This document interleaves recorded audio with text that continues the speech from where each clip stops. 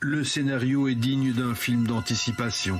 Un logiciel de sécurité produit par une société informatique texane dénommée SolarWinds semble bien avoir ouvert une brèche dans les logiciels de Microsoft. L'affaire a été découverte ce week-end et l'agence de sécurité informatique américaine, CISA, ainsi que le FBI s'en sont saisis. This is a fundamentally different attack than anything we've seen in the cybersphere to date. That was really the genius of this attack. It was a way to get into virtually everywhere in a product that was widely used.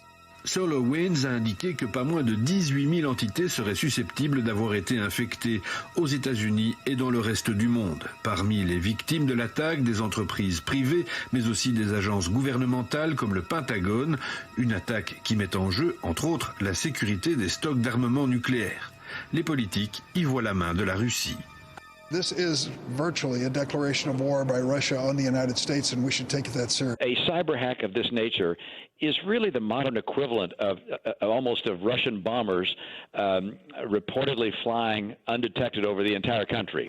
La Russie a déjà réagi officiellement. L'ambassade russe aux États-Unis a transmis une déclaration comme quoi la Russie ne mène pas d'opération offensive dans le cyberespace. Fin de citation.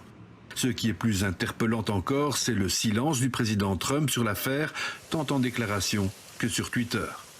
Joe Biden, pour sa part, a fait état de son inquiétude et assuré que la cybersécurité en général, et cette affaire en particulier, ferait partie de ses priorités dès sa prise de fonction le 20 janvier prochain.